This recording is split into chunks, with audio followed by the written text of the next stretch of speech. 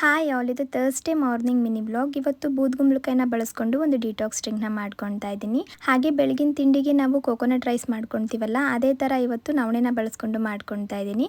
ಇದಕ್ಕೊಂದು ಕುಕ್ಕರ್ಗೆ ಎಣ್ಣೆ, ಪಲಾವ್ ಸ್ಪೈಸಸ್, ಈರುಳ್ಳಿ, ಕರಿಬೇವು, ಗೋಡಂಬಿ, ಹಸಿರು ಮೆಣಸಿನ್ಕಾಯಿ, ಟೊಮೊಟೊ, ಉಪ್ಪು, ನವಣೆ ಹಾಕಿ ಫ್ರೈ ಮಾಡಿಕೊಂಡು 1 ಕಪ್ ನವಣೆ ಹಾಕೊಂಡ್ರೆ ನಾವು 2 ಕಪ್ ತೆಂಗಿನ ಹಾಲು ಹಾಕೋಬೇಕಾಗುತ್ತೆ.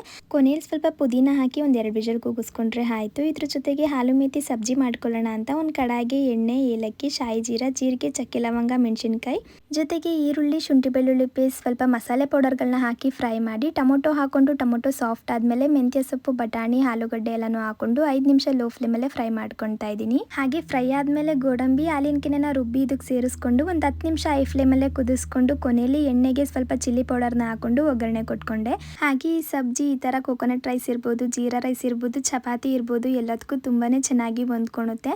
ನನಗೆ ಸ್ವಲ್ಪ ಸೌತೆಕಾಯಿ, ಕಡಲೆ ಬೀಜನ ಹಾಕೊಂಡು ಒಂದು ಸ್ಯಾಲೆಡ್ ಮಾಡಿಕೊಂಡೆ.